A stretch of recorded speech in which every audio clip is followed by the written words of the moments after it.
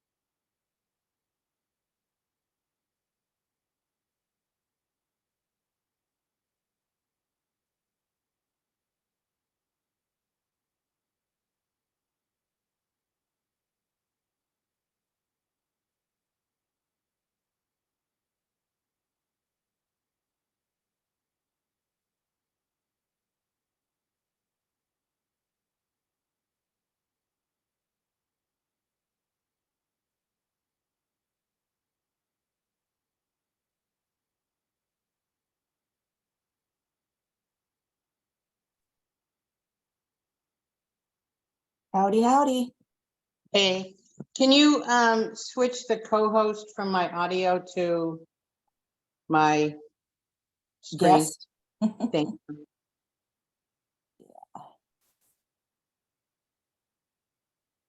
First.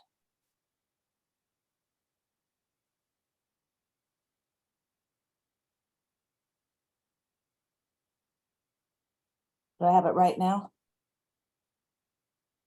Or did I mess it up? No, you got it right. Okay.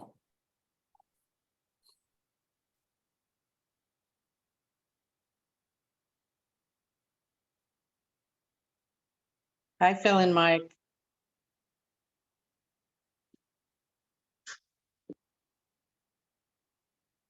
They're not talking to us. No, they don't love us anymore. No. Good Beautiful morning, show. everyone. Hi, Phil. The white view.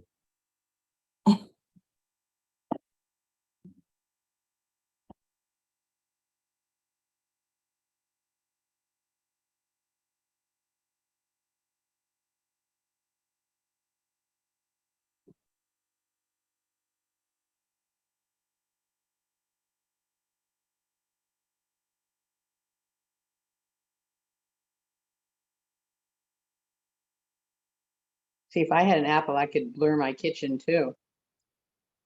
If you had an apple? Yeah, aren't you using an apple? No. No. No, it's Good just morning, a everyone. setting. Hi, Hello, Phil. Phil.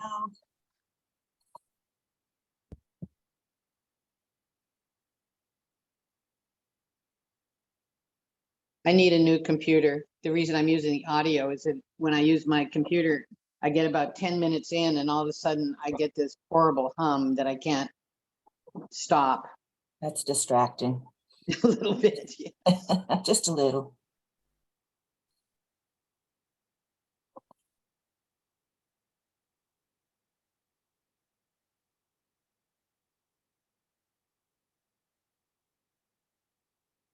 Hi, Cheryl.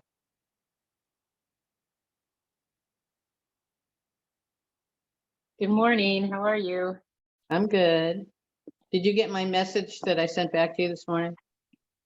Yes, and I sent something back to you. Oh, what'd you say? Well, I found it under this ordinance. I don't have a copy, and what it says is camping vehicles can be parked on basically by the owner on the owner's property in the city limits. No. So I think there's a contradiction there. Yeah. Judy, do you know? The question was, Mike may know too. And I don't think we need to spend a lot of time on it at the meeting, but Cheryl found something that implies that a renter can't park an RV at a short-term rental house, even if they're not camping in it. They can't put it on the property because only an owner. Only the owner of the property that also owns the vehicle can put it on their property. Oh, I'm not aware of that. I just know that if it's a renter's, that it has to be one of their, it has to be included in the number of vehicles they have. But Well, I think- also, if they're storing a camper on their property, they have to have the steps up and it can't be connected to water. But that's the only extent that I'm aware of. And I know that there was some recent changes in some ordinance to do with camping, perhaps, from the, She's looking at it in the opposite way, that because it says an owner must do this, that the implication is that a renter can't put their RV on their on the property. the way this city ordinance is if I had a camper or an RV, I can't put it on Joe's property. Only Joe can put it on her property if she owns the vehicle and she owns the property. That's how I read it. I think we'll My- have Mike weigh in on that, because Yeah, he it's not an disappeared. ordinance I deal with very much. I don't think a lot of people do, but it came up a couple of times. It came up at our council meeting conversations, and then it came up in passing with people around my neighborhood. They were confused by that because somebody called the city and the city said, yeah, you just can't stay in it. And then they pulled up the ordinance, which I think was passed in 2017. And then I looked it up and it's still up there that says all that you said, you can't stay in it, it has to be disconnected, all of those things. But it says that only an owner of the property can put the vehicle, the camping vehicle that they own on their property. Does Does it it say say- only an owner, Cheryl? And does it say store it or have it there? Well, I don't know. I can't pull up my email. Joe, can you, I copied it and sent you the passage about 15 minutes ago. If we Let's want see to what read Mike has to say. Yeah, I think that's the best idea. it. Good. Mike, I'm just looking for clarity because Yeah, it's written that's- both ways. Yeah, I think I unmuted. you did. you are. Okay. Hold on. We're kind of sharing an office here with multiple audio devices. Okay, we're going to take care of that right now. Can you hear me? Check, check. Stand by.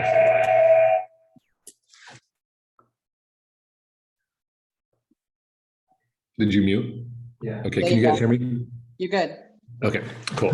He's gonna fix that. He's gonna find a different location. Okay, so, sorry, also on duty. My radio is gonna go off. So, before we start the meeting in 2 minutes, I think I heard something about 94-6 camping vehicles and 94-11 camping vehicles. And here's the information I have as the guy who's been writing $500 tickets for 13 years. I roll up on a camper and I go, hey, we have a city ordinance 94-6 that says you cannot sleep in your vehicle in the city limits. Like, that's it. That's the rule. get that. You can't do it. So now if you want to talk about 94-11, you have camping vehicles. They can be plugged in and occupied, water, electrical, on somebody's private property, only if they have a building permit because they're building something on that property. Now, does that have to be the owner? No, that could be the contractor. That doesn't have to be the owner. But if there's an occupied RV on a property in the city limits of Manzanita on private property, 94-11 says that they have to have a building permit to allow that occupancy of that RV. That's it. I broke it down to those. I don't know if that answers your questions, but that's what I've always approached. I think that the 604. number of That's what this I've always is, approached as like a code compliance guy, code enforcement guy.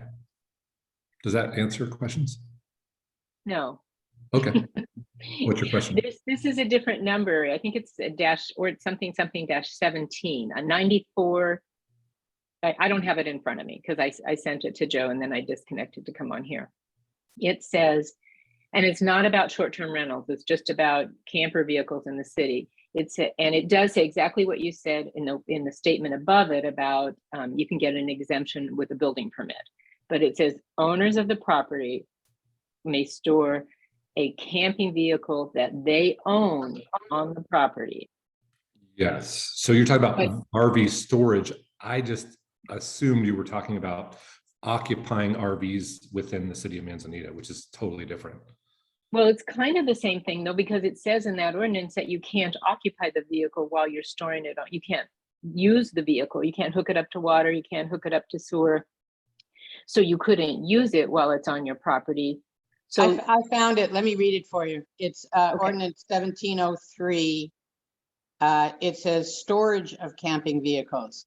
It shall Right. be unlawful to store any camping vehicle within the city unless it is parked or placed on property owned by the owner of the vehicle and in conformance with fire and safety regulations, or is parked within a carport, or within a garage or carport.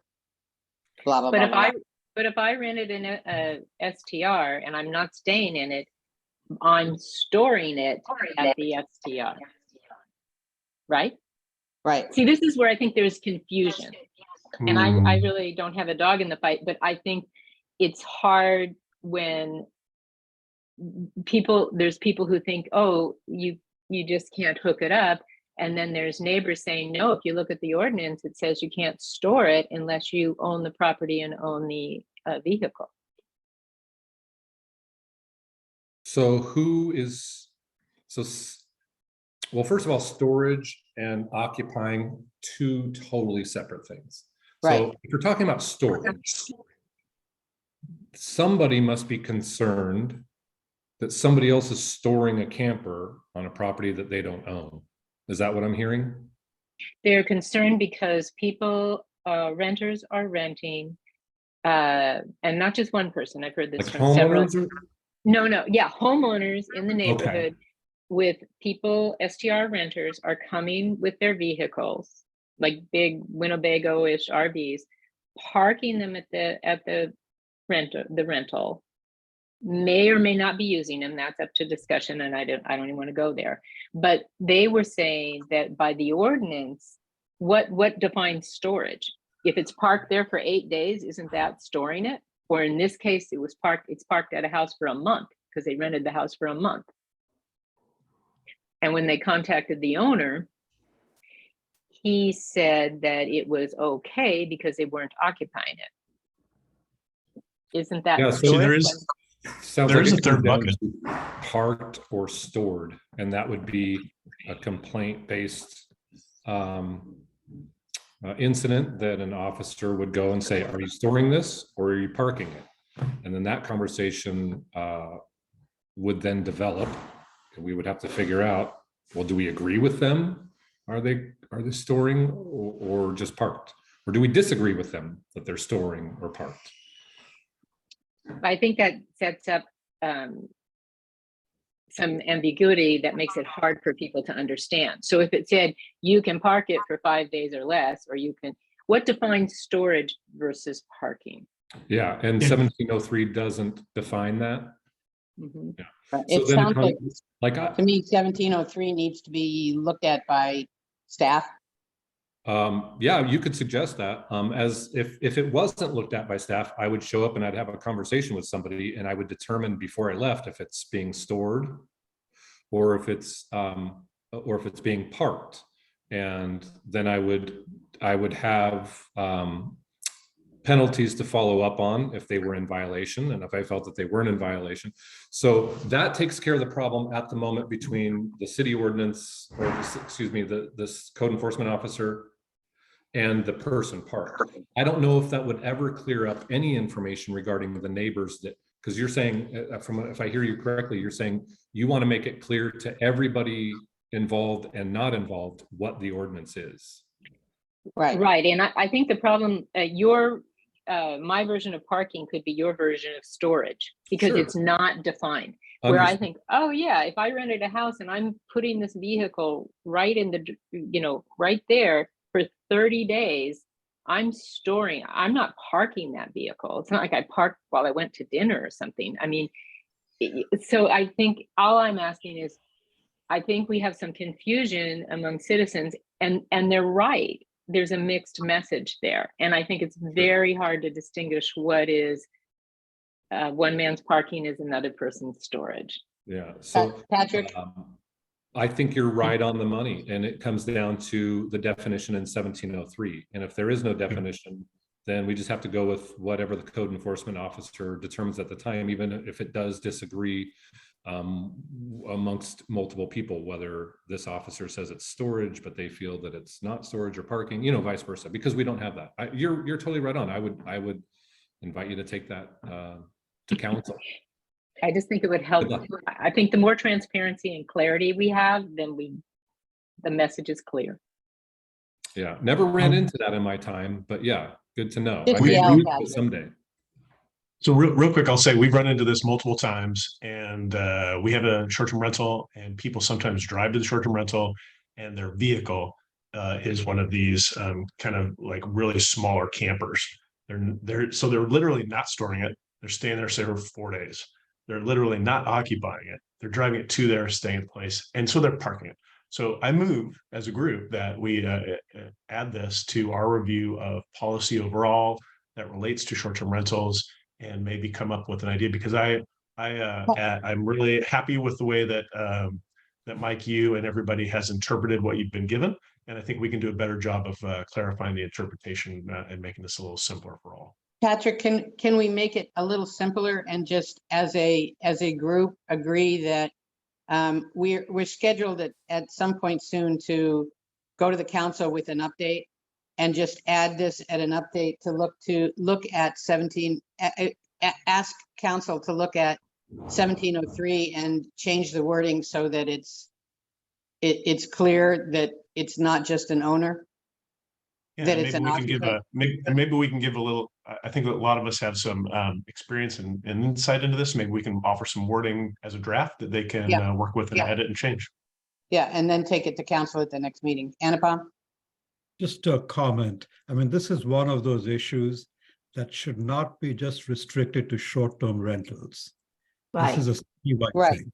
So when we go to the thing, I don't want to say this is for short-term rentals. I think this is one of those issues that's citywide that we need to look at as a whole. Yes. I think we just need, if maybe Cheryl and Patrick, if you just give us a draft rewording that we can look at via email, and we can take it to council as a recommendation that it change. And that'll do it. So Joe, when are you planning to go to council? Well, that's a question that I have for the agenda, but I think we talked about doing it fairly soon at our last meeting, and then we kind of didn't schedule anything. So I would be happy to take that on with the help of Patrick and Cheryl. Okay. Some time, because I do think that's a major issue. So whatever you guys decide, but I certainly don't mind taking it on. Great.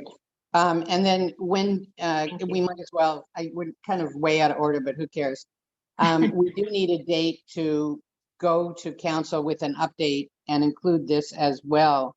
And we want to take, the other question is the window film and the Good Neighbor brochure. Do those need to go to council for approval, or do those need to go to council as a, here's what we're going to do?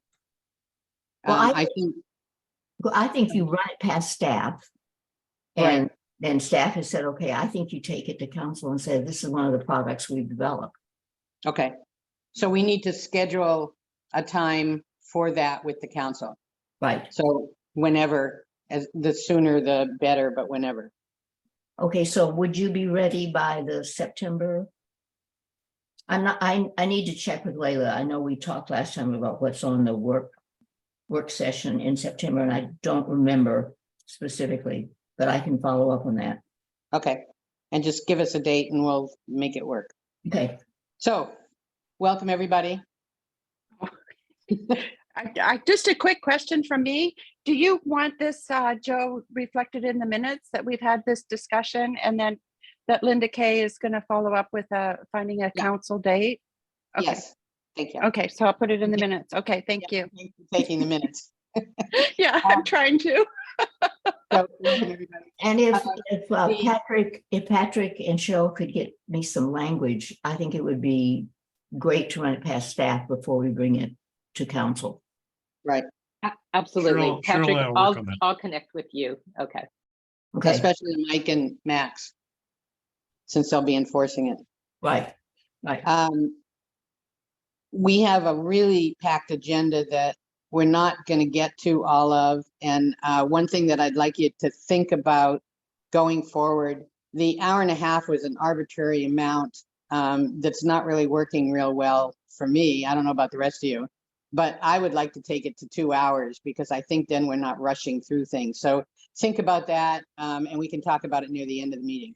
So the first thing we want to do is I want to turn it over to Mike and have him introduce Max, our new CEO. Hit it, Mike. Hey, welcome everybody.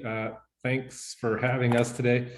I'm Mike with the City of Manzanita. I'm a police officer. I've been here for a while and have been responding to fielding questions, comments, concerns for all kinds of city ordinances and including STRs. Sometimes enforcing those, just depends on where we're at with compliance after education before we get to enforcement.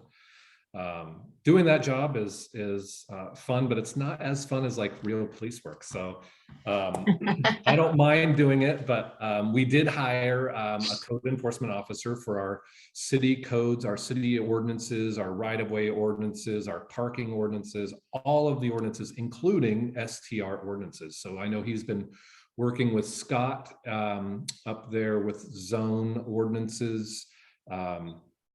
He's been he'll be working with Judy regarding short-term rental ordinances. But anyways, we hired a code enforcement officer, a CEO. His name is Max Halverson, and he is on this meeting somewhere. Max, can you say hi and introduce yourself and tell us a little bit about where you come from? Yes. Is my microphone working? Yep. Yeah. Perfect. My name is Max. Some things about me.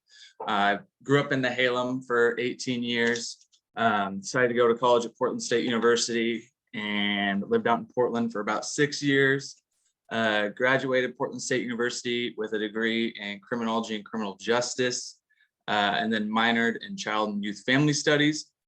And I saw the opportunity in Manzanita for a code enforcement position, applied, and now we're here. And I look forward to what the city of Manzanita holds for the CEO position. Thanks, Max. Thanks, Max. And I think the plan is, Max, that you'll come to all of our monthly meetings. Yes, I will try and make as many as I can, but that is written down. Great. Any questions for Max? Okay, well, welcome. We're sure glad to have you on board, Max. Thank you. I'm excited to be here. Yeah, Um, welcome. The next two things I hope to do fairly quickly. The first one is the window film.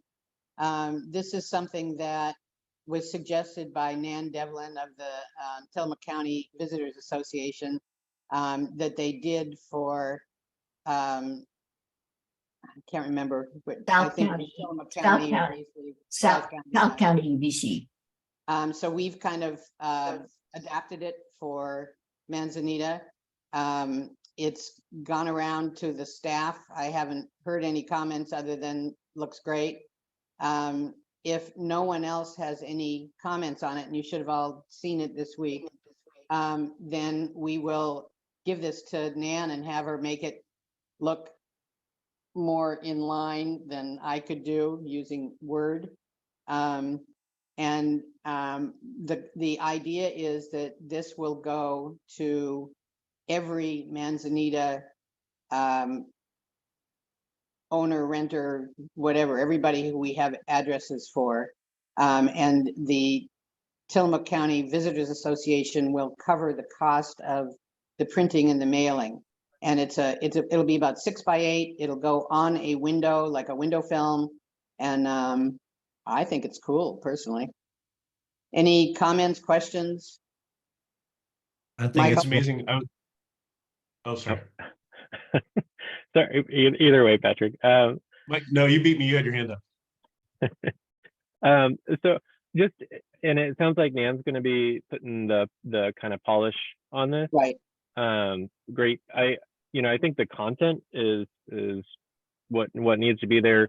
And she'll probably kind of fix the alignment of text and formatting and that kind of stuff. But my maybe two big comments are, if there's any type of colorways or branding that help make it, like if City of Manzanita has RGB colors that they want us to use to be consistent with like other outreach. Sometimes cities have that. I don't know if we do here. And then same with the 911. I know that's pretty obvious, red with black, but and maybe law enforcement can chime in too. I don't know if it's really important to have, because I feel like the 911 has very specific looking text. So these are tiny details, but I just want to make sure it's consistent coloring and branding and that kind of stuff, and then that the 911 is easily recognizable too. Okay, So- I made so those we- notes. So we do have, when we send out information from the city of Manzanita, we have a logo that we put on anything that we send out. Is that something you think should be on here? Yes. Oh, Yes. It then indicates it is approved by the city of Manzanita, so it would give it, I think, Right. additional credibility.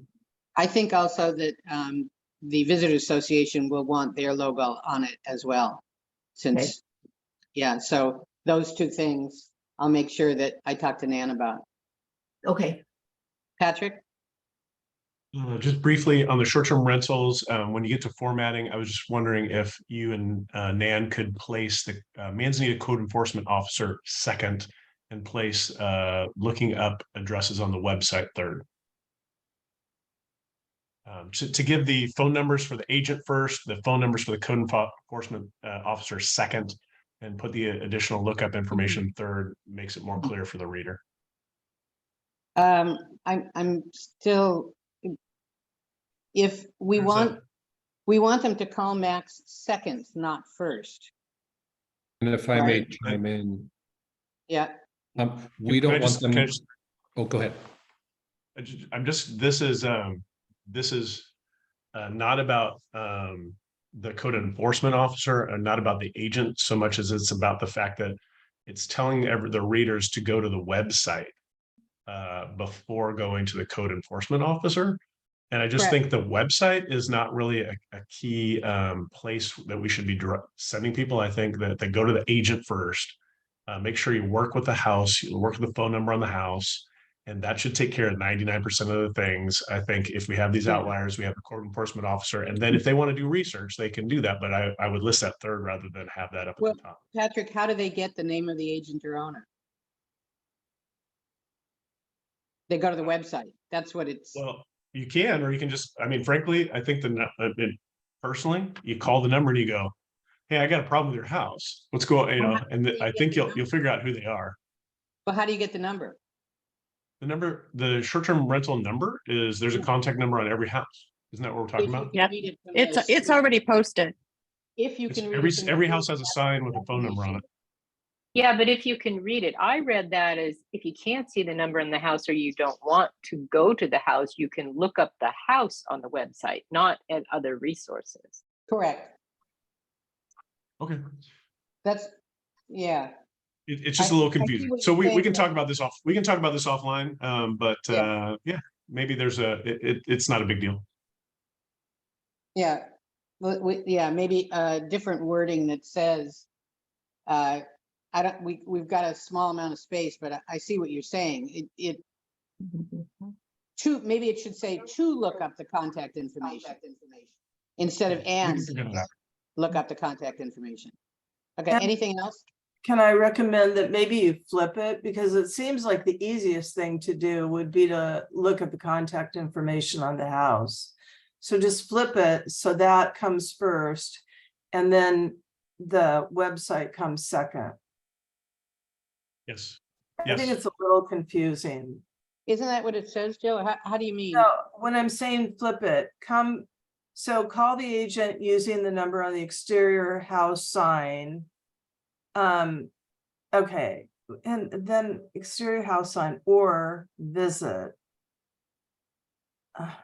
Yeah, I don't know. Then look up the contact information using the house. To What find, if you change "and" to "to"? Yeah. To look up the Or contact. visit the blah, blah, blah website Yeah, to look maybe up the "and." contact. The contact information is on the house itself on the sign as well. Yeah, that's what it says Um, first, but if people can't see it or it's dark or whatever, you could also, to me, it says you're just replicating. I can either look at the house or I can go to this website and find the house. How about just leave out and look up in the contact information using the house address and say to find the agent or owner's phone number. Well, I don't know, it just seems very long and look up the all right, Yeah. well, let's work on it a little bit, but yeah, I get the idea, but I think Patrick, part of the problem is the visibility of the house sign, which we can get into. Understood. later. No, that's a good Yeah. point. We can fix that after this, but overall, this is amazing. This is going to help out a lot. Well, I appreciate everybody's hard work on this. This was one of the things in the survey that came up. People didn't know who to contact. This is going to be a big deal. Helpful. Okay, next thing, Mike. So not to throw a wrench into things, however, it should be noted that if you have a concerned resident regarding an STR next door, and they need to either, it doesn't matter to me which order, whether they look it up on the house or they research it online, that's the first step. The second step at midnight would not be to call Max because he's not going to be working at midnight. So I don't know if you have that in a specific order to deal with the owner first, however, which way you contact them, that's great. The second thing done should be called non-emergency police, which would be 368-7229. In the event that Max is only working from 8 to 4:30, 5 days a week. So if somebody needs something immediately at midnight because of a complaint or concern, they're going to try to, step one, deal with the owner. Step two, as I read it, would be to call Max. Mike, the reason I did it that way is that I think from one of our previous discussions, Max's message on his phone would say, "I'm not available, call the non-emergency police line." Okay. That's why I did it that way, because if they call them non-emergency police line when Max is on duty, it feels like, they can't get there from here. So this puts it to Max and then kicks them to the non-emergency line. Okay, perfect. Thank you, Joe. Okay. The next one is the Good Neighbor brochure. Carol, I can bring up the pictures or you can Well, talk about. Basically what I want to say is the Good Neighbor brochure has taken on a life of its own and has expanded to be something that almost everybody on the committee has been working on. And Patrick, Jill, and I met a week and a half ago, 2 weeks ago, and had a really wonderful discussion about, we wanted it to have more of an inviting tone rather than being a list of rules, which are already posted.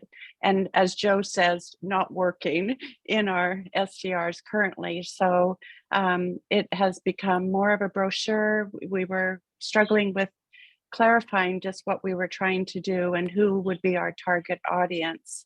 And so, Joe, I'll hand it over to you because you've kind of taken some leadership in terms of making this more I made it into pretty pictures. available.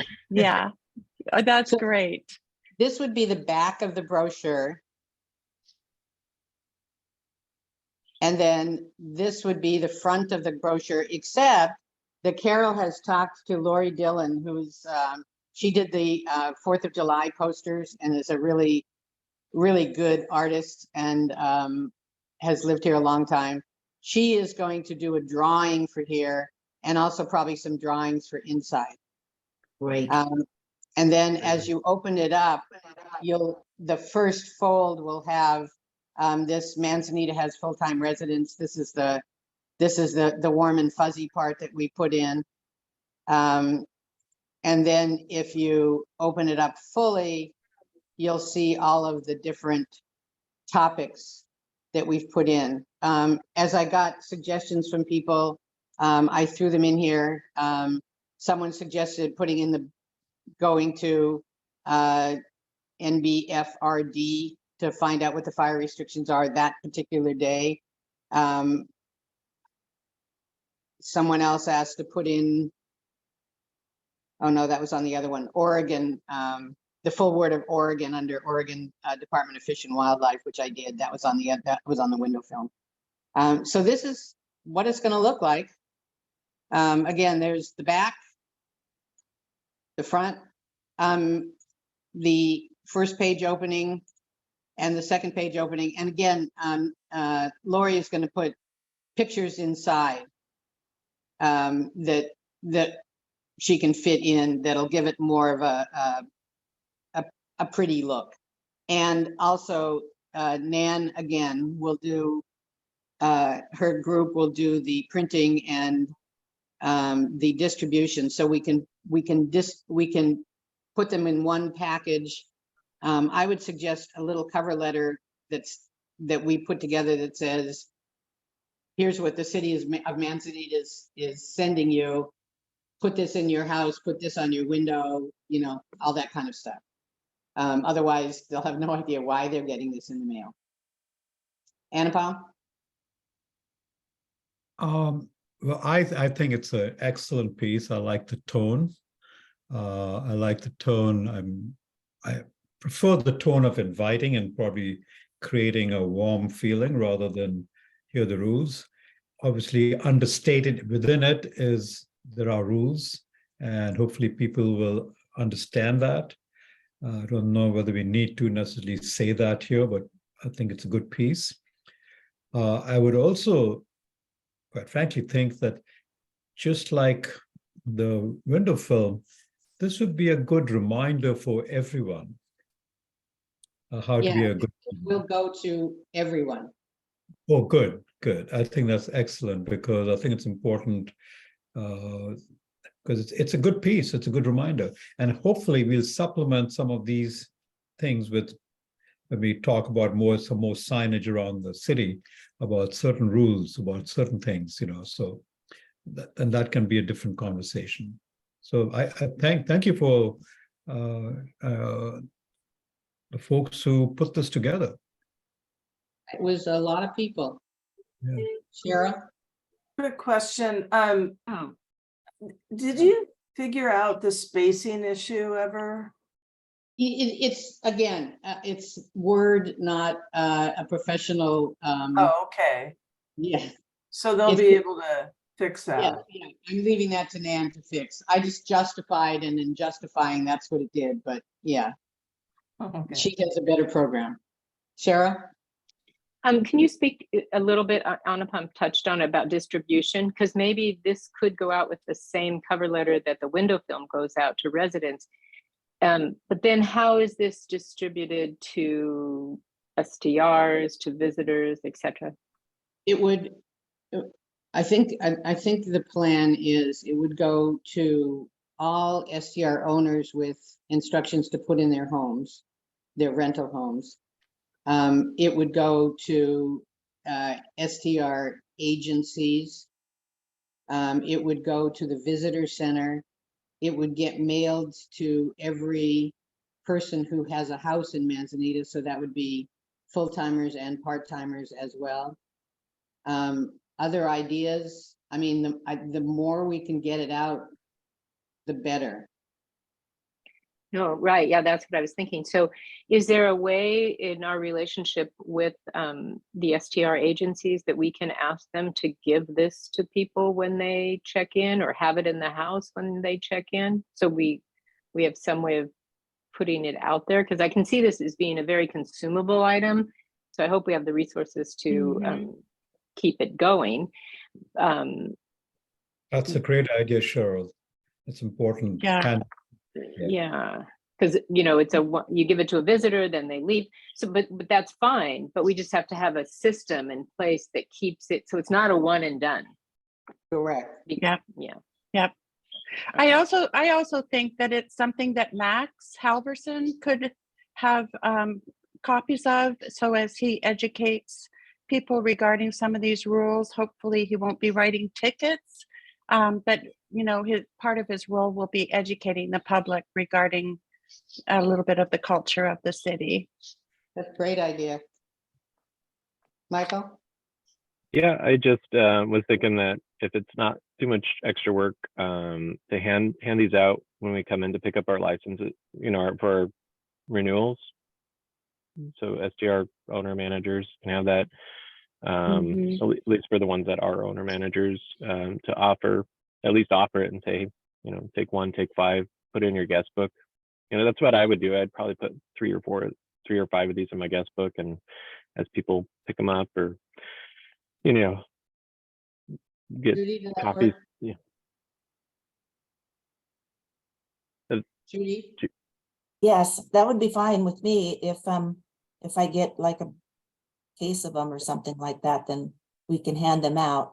We do need to be aware that not all renters go to an office to check in. Most of them anymore have a keypad, and so it wouldn't often be that they could just hand it to the person as they check in. Yeah, but they, I think Yeah. almost every agency has a book in the home. Right. And we Yeah. can ask for the Mhm. book. By the way, That's some what of I was the- talking about. Okay. Some of the suggestions on this are from Daniel Johnson, who has one of the larger local agencies. And she made some really good suggestions to it. So I don't think she's on the call, but she's buying into it, which is, I think the other agencies will as well. Patrick? Yeah, I was just going to just add 2 things. One was just kind of getting just saying, let's partner with Judy and figure out a good way to do this, and let in a way that's comfortable for you, Judy. And I think one way to do that is potentially to at the time where people are coming to pick up their short-term rental license, their MCA license to put up on the wall. We work with you to figure out, does it make sense to say you have to post this on your wall, and you have to have one of these brochures in one of your folders or someplace of your choosing. And that doesn't have to be determined today, but maybe we work on that to make sure that it's in every short-term rental home. And then second, the people who are trying to help here are not necessarily short-term rental home owners, but this is a 2-pronged approach. Hopefully this keeps our short-term rental guests nicer. The second part is, how do we make sure that the residents, know what's acceptable and how to get help. And I would say that I would volunteer as part of an outreach effort. Once this information goes out, going door to door, just knocking on doors and just going, hey, did you receive this information? And, have you had a chance to put it up, or do you have any questions? I think we get a lot of mail, and a lot of mail goes straight to the recycling, straight to wherever. Yeah. And I think these are critical pieces. I'm a little nervous about the mail, frankly, especially if we're putting a lot of money into the window items. And we can talk about this more later, but I think for the residents, there's also the opportunity to go door to door, which I would do by myself. I would work with a group, whatever, to make sure that we hand them out, explain what they're for, and how they might help. So that's just an idea. I'll hire you. Okay. My hourly rate is tricky. Anything else on this, or anything from anybody who's not a member of the committee? Okay. Next on the agenda is parking by Mike. Mike wanted to say some things about our parking ordinances. Did you? You don't have to. We can do it later. Oh, I thought I was just fielding questions, and part of those questions were before we got started. What do you want to know? Well, I think one of the things that we had discussed, you and I, is that currently we have one parking ordinance for short-term rentals and Oh, one yes. parking ordinance for everybody else. And that's pretty unenforceable for you. And I think what Mike was asking us to tackle, not today, but at some point in the near future, if that doesn't work, what are some recommendations that might work? Is that? Oh, gotcha. So I was just reviewing the county and city ordinance parking differences, because I think you just sent out that email from the county. Does Yeah. that? Yeah, I did notice. I did notice some things that they do a little bit differently. Typically going to be, again, a complaint-based situation where if a resident wants to know what's kind of going on with the parking next door, we would be able to fall back on some of our ordinances. Our short-term rental ordinance does talk about a number of vehicles per bedroom, plus an additional number for off-street if they were able to park on an adjacent property within 500 feet, that would be acceptable up to a certain number. I mean, we've all read that. My only kind of issue, something I need to look into, is the fact that we're telling folks that their on-street parking is limited if they're part of a short-term rental operation or part of a short-term rental for the weekend. It's just really hard to enforce parking by anybody on the street if they legally park there. So I think the discrepancy, Joe, was, or my comment to you was, I'm not willing to enforce any type of parking ordinance on a vehicle that's legally parked in the right of way. I want to believe that the state law would supersede any city ordinance regarding parking in the right of way. Clearly, it's been decided that we can have an ordinance regarding on-street parking, but it just doesn't seem enforceable until you have some sort of parking permit program. And then if somebody didn't have a parking permit and they were still on a city street, then some action would be taken. But Joe, that's what I remember our last conversation was I wouldn't, and I can't imagine any police officer would enforce a parking limit from a short-term rental on street or on the street, the right of way, where they have a right to park. Yeah. Anupam, you had your hand up. Yeah, I mean, it's a good question, and I think we need to find some solution of some kind, because parking was one of the biggest comments made in the survey of multiple cars parked all over. And I understand Mike's comment about if it's legally parked, how do you can't ticket somebody. But what we can do is we do have a rule under the STR license that says so many cars are permitted per STR. If in fact there are 10 cars for a 2-bedroom house, hypothetically, there can be, you're not ticketing the cars, but you can fine the STR owner or the STR for violating the rules. Simple as that. So that may be a way to bypass that. And I don't know who does that. That won't be Mike or the police side. It would be Judy or the city or on the regulation side of violation of STR rules. But we do need to address it, and however best we need to address it, that's fine. But I mean, I understand Mike's comment about, hey, if it's legally parked, how do I ticket somebody? I can't. But it's a violation of the STR rule that they've signed on. So let's think about that. Yeah. So Judy? when you say easy as that, the first thing I think of is I knock on a door for an STR rental and I say, who owns these 10 cars? And they say, not us. Or they say, yeah, it's us, but it's just our friends and they're here for the day. We're parking so that we can go to the beach. Okay, well, here's your tickets. Here's your citations. Ooh. I'm just not willing to put the city in a position, I think, without further discussion on, I understand the difference between citing the vehicle and citing to the STR violation, but it's not easy as that, because not every single time we're going to get somebody to A, admit that all 10 cars belong to them, B, that they are there overnight or just for the day. Like, there really is an investigation and a conversation that has to happen on the part of the enforcement officer. And I can't make people tell me the truth, and I can't make them answer the door when it's a city violation. I can't force them to talk to me.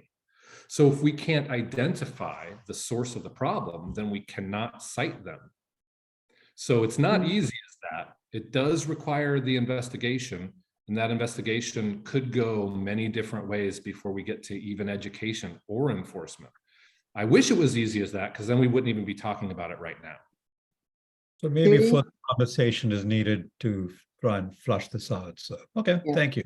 Sure. And I think I'd mentioned before, like some sort of permit program. And I'm not saying we should have that, but I think something, Anupam, along those lines would give the responding officer some more meat on the bone to sort of make an approach. Judy? I have a question about the committee's interpretation of who the rules apply to concerning parking and where they park, etc. When it's the owner who's there or friends of theirs who aren't paying rent, do the rules apply to those because it's a short-term rental? Or how are the police supposed to know who's staying there? If it's the owner, or if it's a renter, or just friends who aren't paying? How are they supposed to know the answer to that? And I need to get back to one of the owners who just asked me that question. I have friends coming down. I'm not charging them. There's a space in front of their house where a neighbor complained because they're not 18 feet deep parking spaces, but can their friends park there when they're visiting the house? And I just wanted to feel you out on that. What am I supposed to tell her? I'm going to toss that to Mike. Yeah, it just seems to me that they're asking if they can park on the street with one vehicle. Well, their parking legal. spaces in front of their house extend a little bit into the public right of way, even though it doesn't really look like the public right of way. But the neighbors have complained about it to them already. Yeah, But if it my was answer is, anybody else, would you as of respond right to them? now, I guess my answer would be, I don't care if it's an STR rental or I don't care what kind of residence it is or who's staying there or friends. All I drive by, I come upon this and I say, here's a vehicle parked in the right of way. There's no citation. I'm busy. I got to move on to something else. I mean, the answer to the question to this gentleman is, sure, he can have his friends who's not paying for his vacation rental on this weekend park on the street, as long as he's within the law to park there. And what I mean by that is ORS 811-550 tells you this is the list of places you can't park on in front of your residence, whether it's somebody else's driveway, whether it's a sidewalk, whether it's a fire hydrant or anything like that. So my answer would be like, it's moot point. Like, I guess I don't even know why we're talking about it, but they can park on the street. Like, it's the right of way. They're not storing a vehicle there. The vehicle's registered currently. It's not in somebody else's driveway or fire hydrant. I mean, it kills me that we have to talk about that. They just go a little ways into, I mean, it's the entrance to their garage, but they're not deep enough to be legal spaces, so they can't be on their parking plan map. And the neighbor knows this. So when her friends come down and park there, the neighbors are going to call me and complain. Yeah. Tell him to call Max. Oh, poor Max. I mean, it's kind of crazy. Patrick, you've had your hand up for a while. With respect to parking, I just want to point out a couple of things.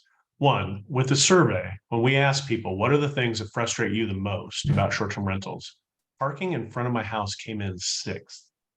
And I know that Judy gets a lot of calls, but as a short-term rental committee, I think we have there are significant other issues that we're addressing and need to address. And I completely support, what Mike is talking about. I think there are things we have to realize what's realistic. There's what we want to do and what we need to do. And when it comes to changing the way people park in front of their own house, I don't think we have any say in that matter legally. And I think Mike is right. I don't think if it's on a city street, we have anything to say in that matter. And I'll say this also, I have a short-term rental, but more often than not, I'm there, with my family and my friends. And when I'm there, I'm a part-time resident of Manzanita.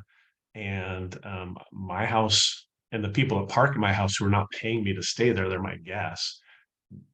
I will let them have as many cars as they can fit in our driveway.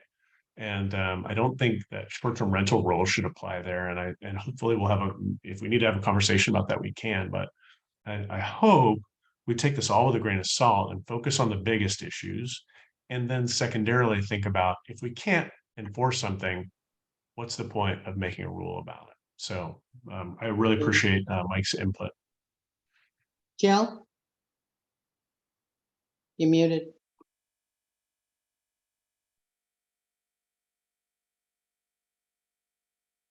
While Jill is unmuting, I'll just put in my 2 cents, and that is that Patrick, I believe, is right. And I think this is an issue we just toss to the city. And if the city wants to change the parking on the street with permits or whatever, they can. If they don't, they won't. And it's not something that's a big issue for the STRs, but it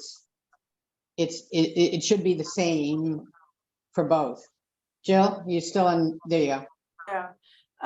Well, first of all, I appreciate having Mike here and hearing his viewpoint as a police officer in terms of what the evidence is for him to prove what we're asking him to prove, and giving citations and whatnot. And then secondly, 1002 doesn't even encompass anyone who's not a short-term rental. So if I'm staying there and I have cars, or if I loan my house to someone and I'm not charging them money, then it doesn't even come under 1002 as far as I'm concerned. So Michael? I think again, it's a moot issue. Michael? Yeah, thanks. Yeah, I mean, it's a tough one. I mean, parking is always, gosh, it's a complex issue. And I'm trying to think of like what's at the root of it. And I think a lot of it is this perception, and sometimes it's very real, limited supply of parking in neighborhoods, residential neighborhoods. And a lot of it is even just looking on my own street. Folks have overgrown shrubs. Some of them have raised beds in the right of way. They've been landscaping it for a very long time and it looks great. But we don't always know that, hey, that's public right of way, and that's parking. I said this before, some of you, is that, a good way of seeing what that is look at the utility poles. They're usually right at the edge of somebody's property. And it's always surprising to see how far back from the street center line those utilities poles are. And you're like, yeah, that's where the public right. This is actually a 36-foot right away, not a 24 or whatever. So we have a lot more potential parking than I think we realize. And if there was an appropriate place for people to park, I think people naturally don't necessarily want to park in front of somebody's house or feel like they're encroaching on their property. But if we give them the space to park and acknowledge that it's okay to park there, then I think that'd be fine. And the reason why I bring up this, because I think much like, and I think this is such a huge success story, and that's why I bring it up every time, but the vision triangle, I don't know what the city calls it, but the little clear zone at the end of intersections, that came out of the updated ordinance, to where when they do their license inspections, they say, hey, you've got a bush or a tree or something that is impeding on people's vision at this intersection. It's a safety issue, clear it back so people can see as they go around the corner.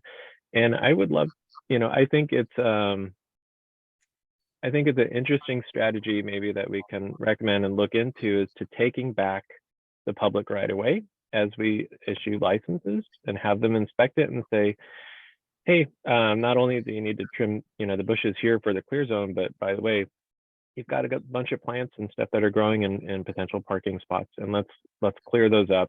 Obviously, public right away, who's going to maintain that once we clear it up and make it grade that people can park on? But I think that as a potential solution, we should be looking at taking back the right of way. And I think it's not just for parking. I think for paths or I know sidewalks is a big lift, but I mean, walking, people, space for people to walk too. So that can be part of something that solution that we build into our licensing processes, to inspect and see where the actual public right of way is for parking. So. Keep that in your head, Cheryl. Well, I think one of this, I don't know if this is an ordinance or enforceable, but this is kind of a good neighbor thing. If you have 8 houses on the street and 2 of the houses are taking up all the on-street parking, that's when neighbors are going to get really irritated. And particularly if it happens over and over and over and over, and every week it's a different, you have no relationship with the people like you would if they were your neighbors, to say, hey, there's 4 parking places. Can you leave a few for my guests? So I don't know how you enforce this, but I do think this is something we're going to have to devote time to, is maybe there's another way to get at the parking in terms of proximity or density. Because if you're living on the street and someone is repeatedly consuming all the parking on the street, it is irritating and it does impact you.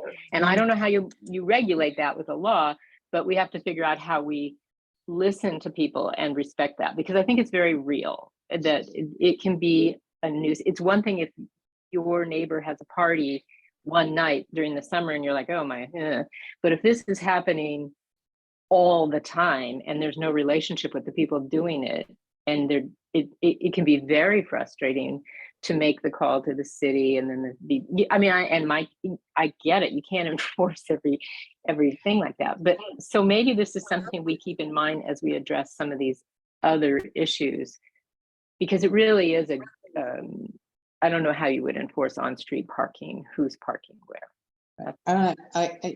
Carol, one more and then Okay. we'll move on. I think, go ahead. Okay. Well, my point is just that this ties in with, it's not just STR owners, it is all homeowners, and the parking overflow, I think, is a problem. And is this something that would be picked up by the Planning Commission as an overall issue? And perhaps, it ties in with as Joe was saying, the city ordinances as a whole for everybody. I think so. And I think there are some things that maybe the short-term rental committee can look at, like Michael's idea of saying, hey, short-term rentals, you have to keep your right-of-way clear, which is something we haven't done and something a lot of people don't do. So maybe we look at those kind of things in the future. But I think in terms of parking in general, it's not our issue. It's something that we should maybe recommend to the city that they take a look at, because you can't have one. I think what Mike's saying is you can't have one rule for short-term rentals and one rule for everybody else, because he can't enforce it. So, next on the list is counselors, the talks with the counselors that the other, Linda and the other city councilors have had, and I just wanted to get a quick wrap up by Linda of things of interest. There's one more on Monday.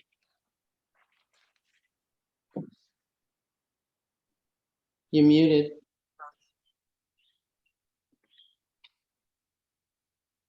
There are a number of issues that, and probably one of the best meetings we had was with Cheryl. So Cheryl, if I missed something, will you please let me know and add to it?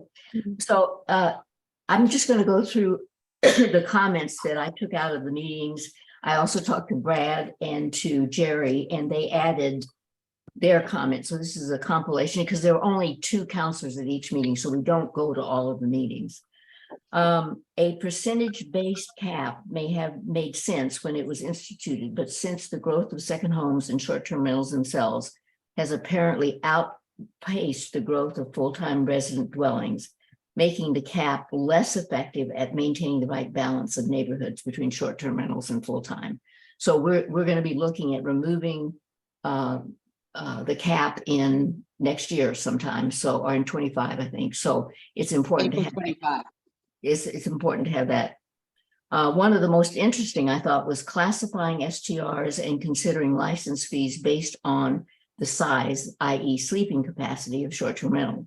It appears that larger short-term rentals generate more income, and concentration of the number of people staying in these large homes has a greater impact on the neighborhoods. And several people said we should really look at regulating the number of people as opposed to the number of short-term rentals.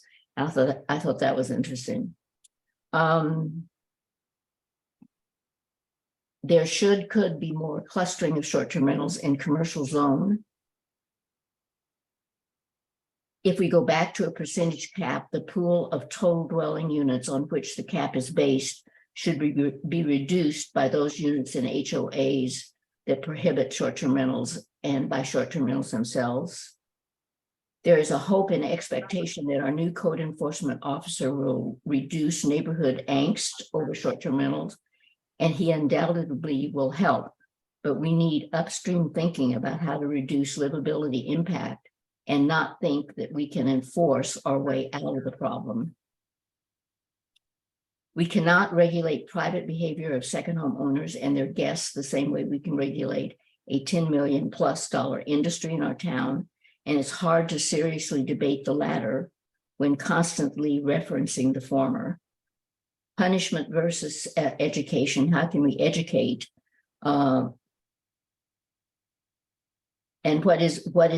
how can we get this information to future visitors? Short-term rental have a significant impact on workforce and middle housing. How can the city encourage a better balance? Large STRs as an investment, not second home, should be required that the owner actually live in home or use it as a long-term rental first. Concentration of short-term rentals on streets it really appeared that had a significant impact. I think that's what came out of the meeting with Cheryl. Contact numbers on the houses should be larger. Short-term rentals are businesses located in a residential zone. They are more like hotels and should be regulated as such. Cheryl, did you have additional? Just to follow up, I thought the conversation was very interesting. The group of people we met with, I don't know what's going on with my Zoom. They were really thoughtful, and they were, I thought they had done their homework, and some of them were living in what they perceive as to be really bad situations with STRs. But I took away 3 things. The issue of zoning is something that's really critical, because STRs has become a business, and we're operating businesses in a residential area. Right. And so some homes that the owner never comes to, it's rented as many times as possible. It is actually functioning as a commercial property, as well as we talked about the tax breaks people are getting for that because they are filing it as a business. So that I thought that was really interesting and something we should maybe explore a little bit more, because I think that's an issue. The other thing that came up repeatedly is the issue of density and proximity, in terms of, we have looked at our neighborhood map from our survey about where STRs are located in each of the neighborhoods. But there is clearly, and I think there were 4 neighborhoods represented at our meeting. Yeah. And every person there said there's a disproportionately impacted blocks, because certain blocks have, 70% of the homes, and you go over one and there's none. And so this issue of proximity is really impacting people's life.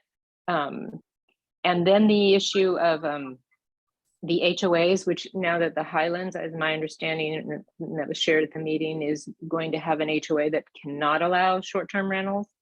And so if we are looking at a percentage or a cap, incorporating the number, I don't know, what is it, 120 some homes that are going up there, that would give us a disproportionate number in terms of the burden of, not the burden, but I think you know what I mean, that we'd be counting homes that aren't even in the pool.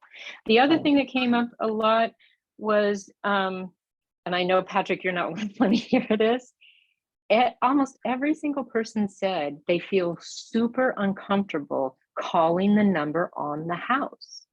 That when they did call it, they were not met with a cheerful response or even a civil response. They felt that they had made, or they felt they had made several calls, but we have no system in place to keep track of those. So how do we know if a house is problematic? And I just found it interesting, because to me, what it's kind of spoke to is that we need to establish some kind of transparent systemic way to keep track of these things. So let's say Max does go to a house and he knows that that agent or owner has been called 8 times this summer about something, versus the house were never, so there's people are feeling like if they do call the house, it's one and done, and then it never gets followed up. And they go back to the ordinance that says there are, if you don't file it, there's penalty. But if we have no system keeping track of folks that are violating the policies or the rules, then how can we issue penalties? Particularly that if you get 3 and 12 months, which I think is in the ordinance.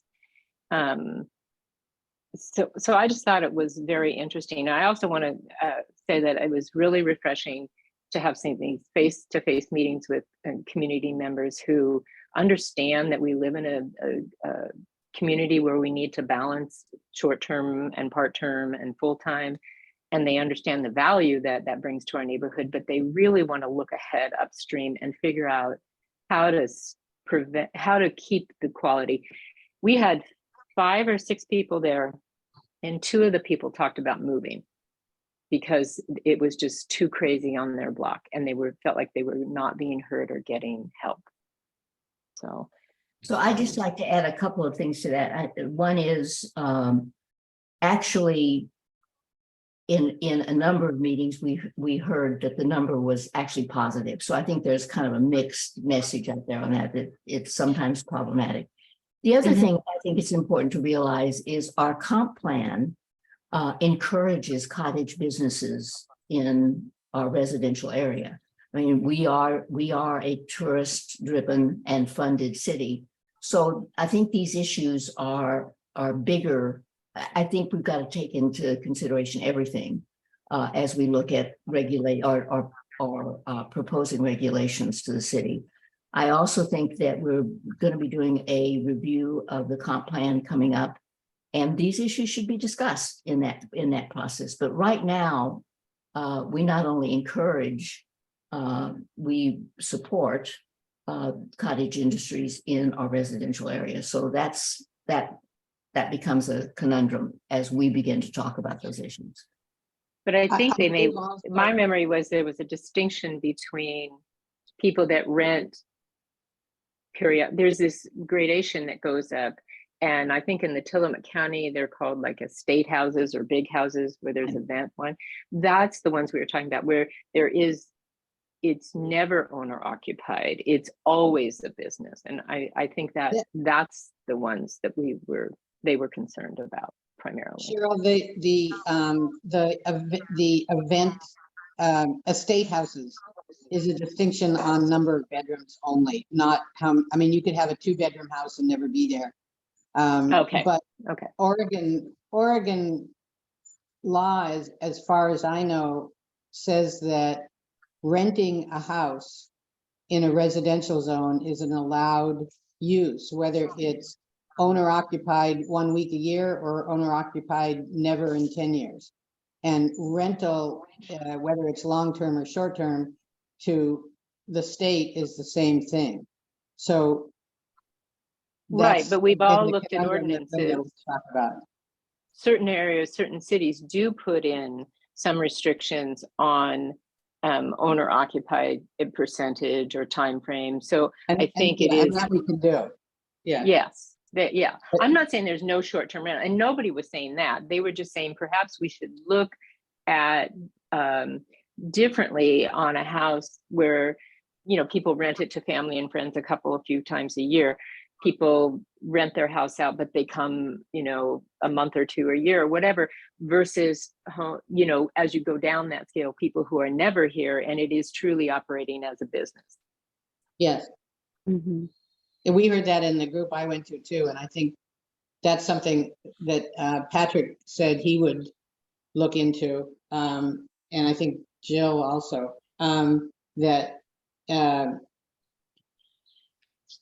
maybe there should be a gradation in fees or some other way to say, if you rent it 1 week a year to your best friend versus if you rent it 52 weeks a year to 20 people, that there should be some kind of way to have a difference in fees for that, because it is different.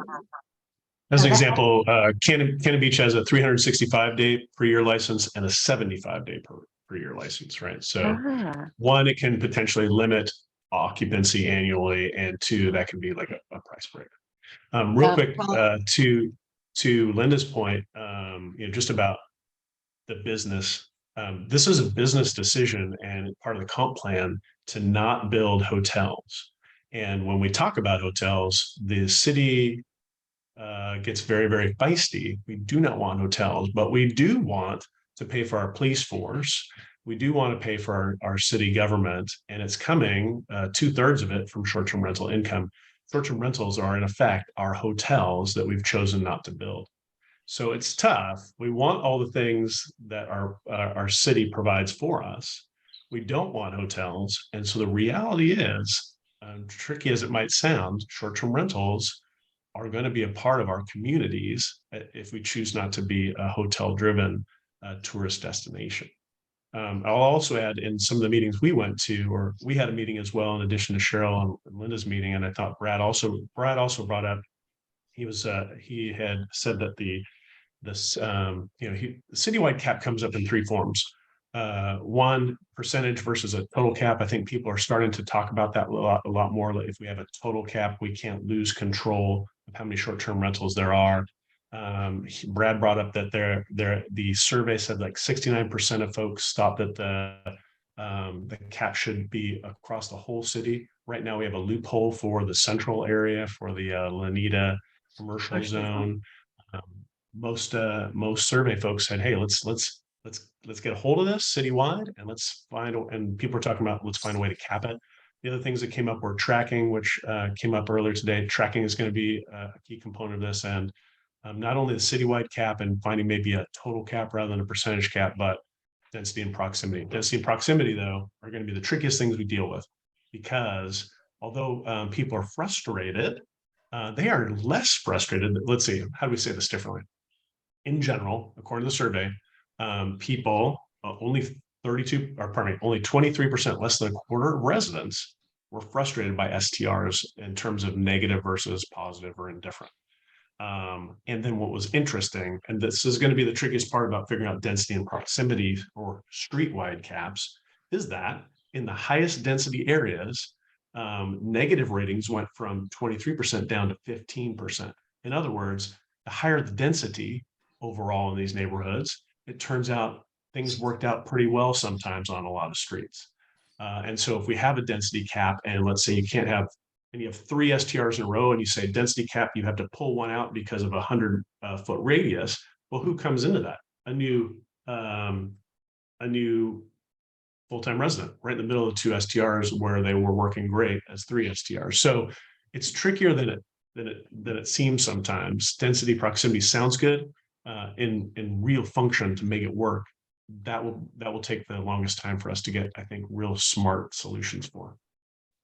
Well, I hear you, Patrick, but it's not just what I was saying, it's what I heard people saying, but I don't think that just because 30% of the people said something and we think that is an indication that 70% were satisfied, that we can't not deal with this or make an attempt to hear it and act on it. Because for those folks that are living it, it matters.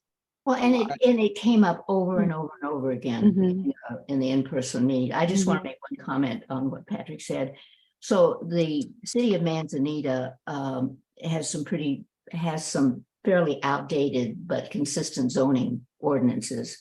And we support hotels where the zoning allows hotels. So that we're not anti-hotel in any way. We just want to make sure that they're in the zones where they're allowed. And that's the issue. The other thing, and I think that is to the points that have been raised, I thought it was really an interesting thought to begin to regulate based on the numbers of people as opposed to the number of short-term rentals, managing, say, the number of beds, or that kind of gets into your stratifying different short-term rentals. Mhm. But I thought that was an interesting concept and one that would be worth discussing. I think so too. Anupam, you've had your hand raised for a while.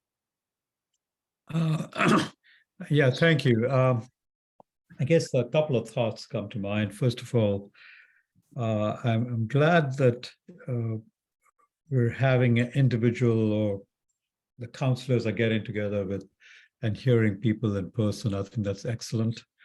I think we just have to make sure at the same time that those meetings also focused on solutions, ideas, because sometimes we did a survey and we have some numbers and information on that. And sometimes we want to make sure we don't react to a few comments, whether it be a 10-person in group or not. But I do think my fundamental belief is that 80%, 90% of short-term rentals or second homeowners with parties, they're all okay, second homeowners. I think we have a small group of potential problems, and we need to start thinking about how to deal with those in a more effective manner to make life better for the residents next to those. Because I think, Cheryl, you're right. The person who's affected, they don't care about anything else. They only can focus on, hey, my life is bad. So yes, we do need to find ways. So I would like to spend more time in this committee focusing on solutions or approaches that are very targeted to try and improve or affect or have consequences for the non-compliant rentals, for lack of a better term. Deal with that rather than try to create big programs that affect everyone, and create more potential, I guess, rules that we can't enforce, first of all, potentially, and or affect life or compliance for and the whole city. And quite frankly, we have a lovely city. And part of the lovely city is that, things are not, we don't have Mike and his team are not out there constantly watching to give tickets. We work with people, yeah, it's a livable place. So I think we need to maintain that, but at the same time, deal with the specifics and areas. So in your meetings, Linda, as an example, if there was somebody specific about some situations, let's try to follow up on those specific locations and issues and find out what's going on. And I think tracking of complaints is a good suggestion so that we Great. what that is. Anupam, can, I suggest, I mean, I think I like where you're going with it. As one of the agenda items for next month, can you bring us some suggestions on how to do that, especially the tracking the bad guys? Yep, I'll be happy to. Max, are you going to be keeping a log that we can access that will show us who some of those people are? I think that can be in the discussion with Mike, but I believe so. Okay. And also just before Mike and Max, you know, we're here as a resource as well. And like, you know, you guys are doing the hard work, but if you don't want to deal with stuff like spreadsheets and logs and stuff like that, once again, we can be here as a resource for that too. I would gladly, whatever, on a weekly basis, on a monthly basis, take chicken scratch notes and boom, you know, knock them out into a thing that we can use over the future years. We aren't necessarily saying, hey, you guys need to do so many things. We're more thankful for your presence, and we're really here to work together as a team. And if you have ideas where we can help, we're definitely here to listen. And we appreciate everything, Max. I would imagine this is quite a call to listen into for one of the first ones. But like to Anupam's point, the reality, I'd say we're bent, but we're not broken. And I think what's going to happen with the things we saw at the beginning, where people are going to learn how to communicate better with short-term rentals, and with your presence, I think a lot of people are going to find things are going to be a little more comfortable in their worlds. And so we appreciate what you do. Don't let this feel overwhelming. We can make it sound overwhelming, but I don't think it's going to be that bad. And like I said, we're always going to be here as a resource and kind of work together as a team. We're not as smart as the police, as a court enforcement officers, at least I'm not. Whoa. I have the luxury of material that's printed, and I just look to that. So. Yeah. To Anupam's point, the problems that come up from the residents that we don't want to ignore. I just want to tell Nancy that she was at one of the meetings and had a particular question that I'm working on it, and we're getting somewhere, and hang in there. I'm sure she's glad to hear that. So the two areas that came up pretty consistently for problematic Anupam were the larger short-term rentals, just because of the natural generation of noise. And the second was the management companies that would rent a short-term rental at any cost. So they haven't rented it, so they put it out for $95 a night or something like that. So those two areas tended to be what we heard from most in the conversations I was in.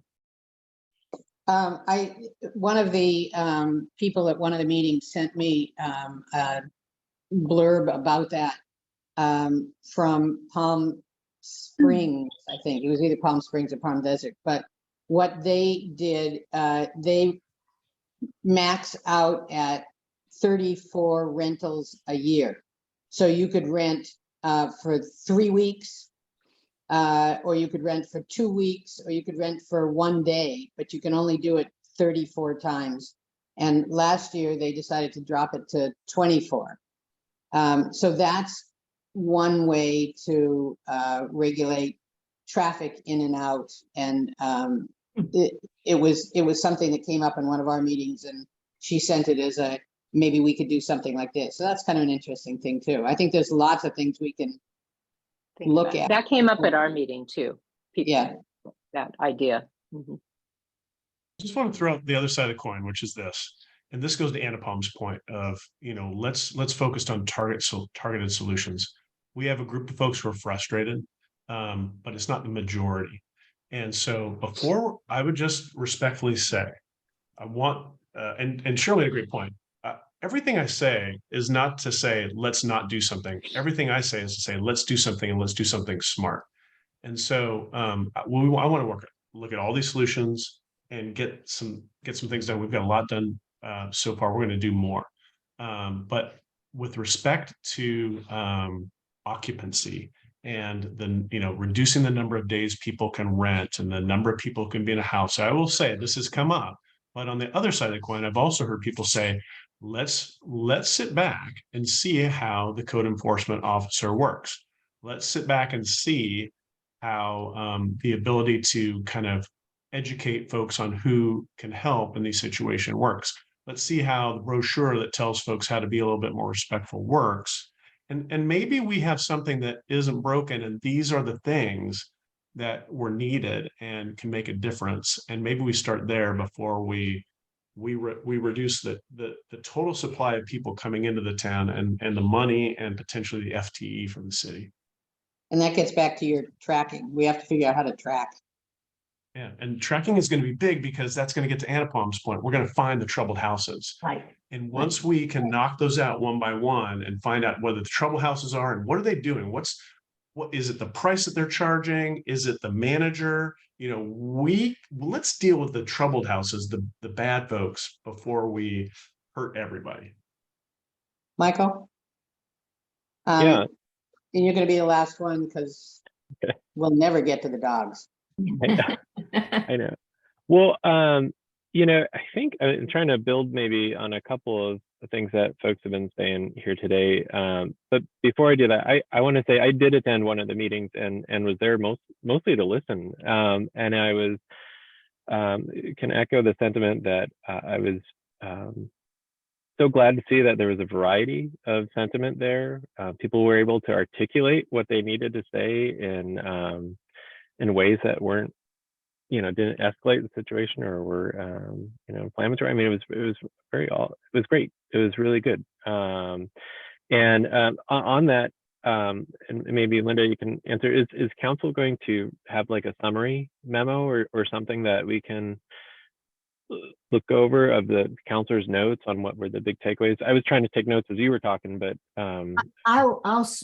we'll wait until after Monday because Monday is the last short-term rental, but I'll send you the list because I think there were some really good ideas that came out of that. And I think I'm going to first send it to Cheryl and make sure all of her ideas are on there as well, because just to make sure it's comprehensive. But yes.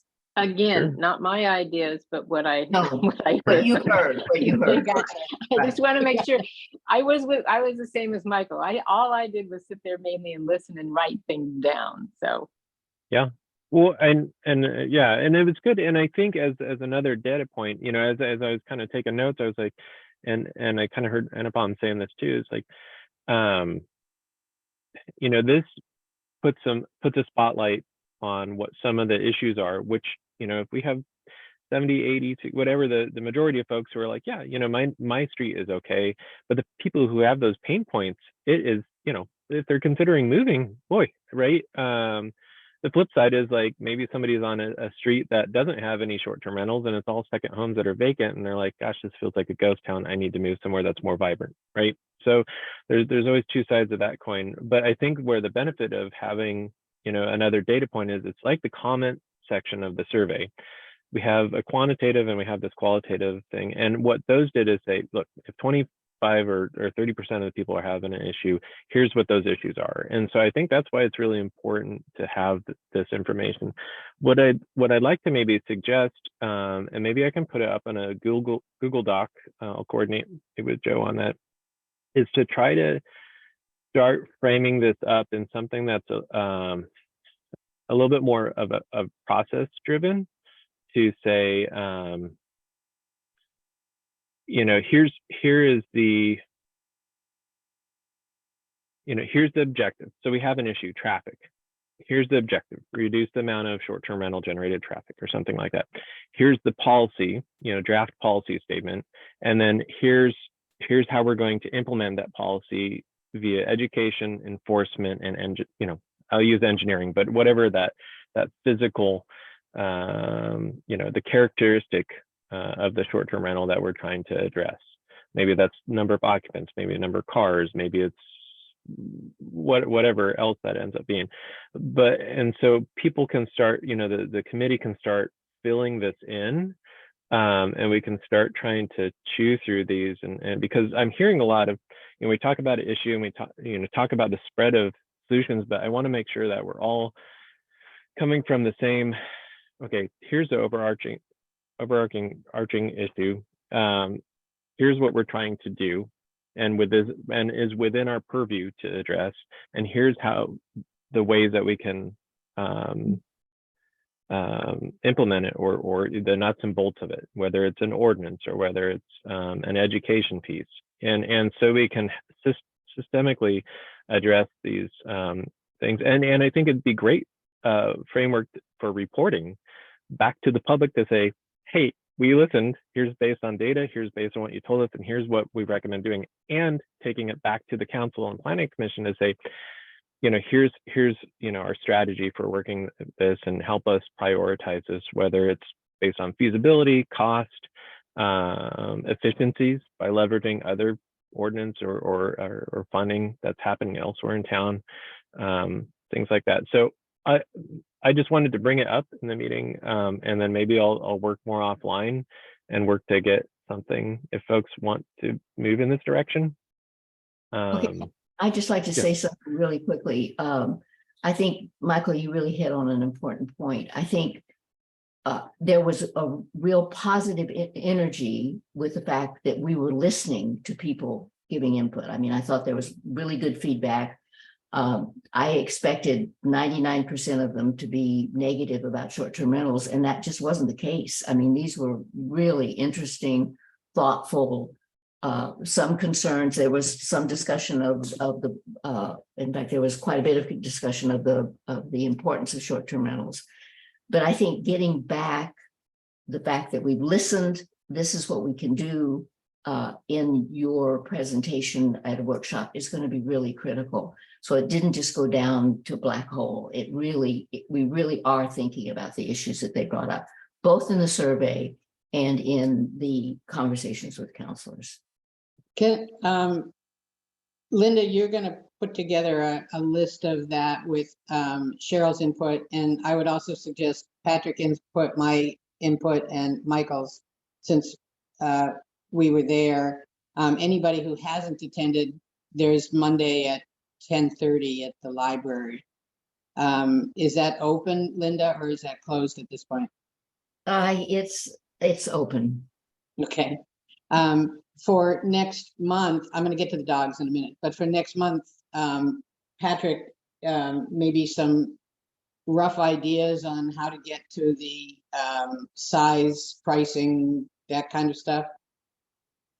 I mean, for next month, whether it's our meeting or even for the council, I mean, it sounds like from what we're hearing today, I mean, you know, we have kind of some great things that we can share about our progress. And I mean, if we think about our progress and what we want to accomplish as a team, like 80% of it comes down to the things you all talked about today, which are, number one, we talk about education and what the things we have done and how we're going to make those work. Number two, teamwork with Max, the CEO, and Mike, to make things better there on a case-by-case basis. We're going to deal with the citywide caps that Linda has been talking about.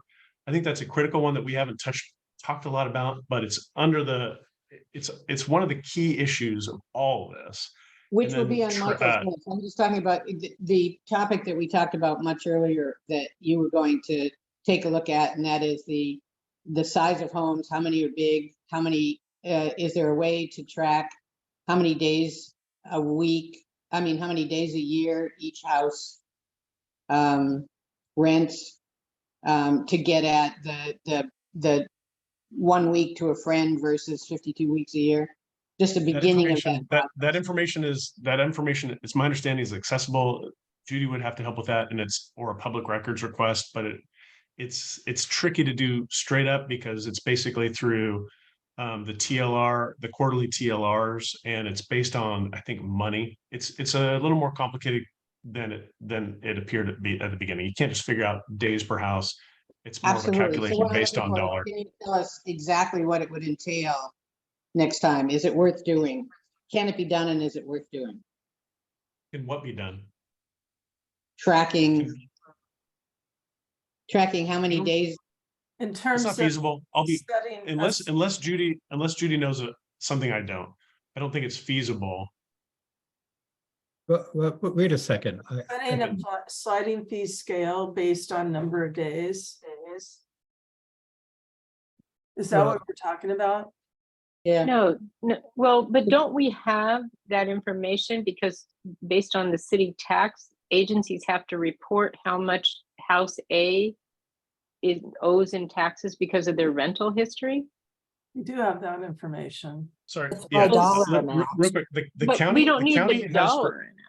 We only track no, the no, dollar no. amount. We have the days, we have the number, Jill and I, we report the number of days rented and the number of dollars rented per quarter, as well as You- Michael. So So I want, you guys, I want you to, I think these are really important issues, but I think they have to be processed and thought through before we move forward. I'm really concerned about bringing issues to the council that you haven't really thought Oh, I about. don't want to bring it to the council. I was just we had talked about it, and what I wanted is a discussion next month on, is this something we even want to think about?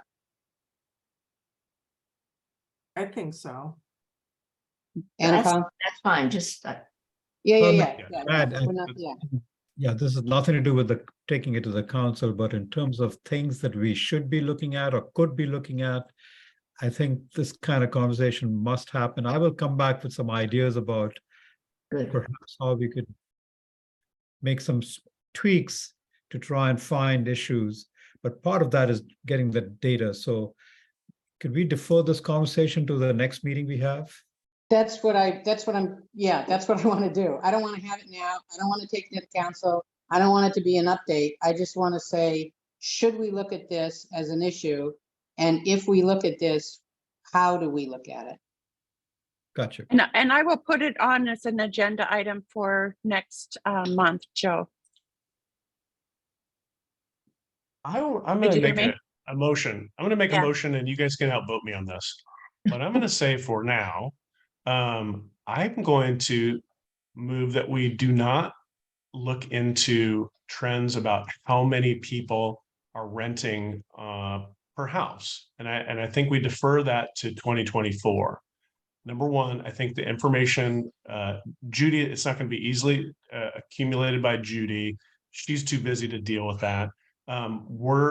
It's a timely situation, and we have some things that we can think about and work on first, like talking about citywide caps and things like that before we get into those kind of issues, which are more about, I mean, you're talking about figuring out how many people are renting per house, but secondarily, you're then trying to figure out how many of those houses, the biggest houses, are the bad houses versus the good houses. So my idea is actually work on tracking first and finding what the bad houses is, and then figure out, are those the big houses or the small houses? And then if they are, then we go to the data points in 2024. If So somebody has a better idea about how to get that information, let me know and I'll help with that. I just want to clarify one thing. I don't think anybody's talking about good houses or bad houses. I think we're trying to get, if I'm understanding this conversation, is how do we get some data that shows us or tells us how are these houses being rented? Once or twice a year, 300 days a year, and how many of them are being rented for this number of days, so we can begin to get a handle on where these are and what's going on. I don't see it as we're going to start tracking people. But I don't think we can just have conversations about issues and fixes if we don't have any data that represents what we're talking about. And one thing that we always get back to with parking, dogs, whatever the issue is, where are the STRs? How many people were there? How often were the people at the STRs? So I feel like we need some information to help us make informed discussions. But I think that there are certain houses that are party houses. I mean, that are developed to be party houses. Oh, absolutely. Absolutely. So there are bad actors. I mean, I've never once had anybody call me and complain about my house in all the years I've been renting. Jill, Uh, but that's the second issue. That's the ANAPOM's gonna talk about how can we, what are some ideas for tracking? And I think that's different from what Cheryl's saying. Well, and dovetailed into that, I think we need to look at the definition of owner and person within 1003, because one party is owning more than one house and renting it and getting by 1003. So, I mean, I think that that's something that we need to look at to provide to the council so that they can consider maybe amending that language so people can't get around the rules. ANAPOM? Well, I think two things. I think, Jill, you're bringing up good points.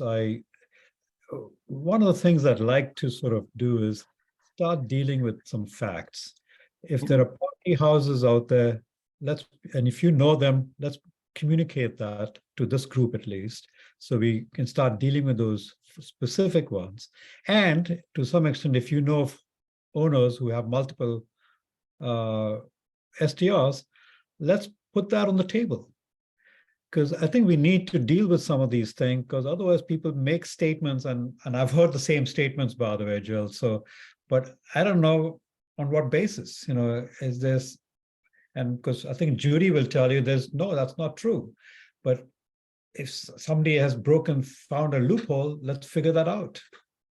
So let's get some facts on a lot of these things. Jill, can I give them the facts on this one that you're talking about, the Windward one? The two Yeah, there's a house, there are two houses next to each other that are owned by LLCs. Each one is an LLC. One LLC is owned entirely by the wife. One LLC is owned entirely by the husband. The wording of you can only have one house. There is nothing on the deed that shows they have any joint ownership. And so what you've got is two houses right next to each other on Windward that are owned by a husband and wife, and they're fairly large houses. That's the loophole. That's just the one I found. Yeah. And in that regard, I think we'll get to it in the next section. Yeah. Is the Tillamook County or language better? Will that take care of it? No. So, and they both have like 14 to 16 person limits with pinball machines and Yeah.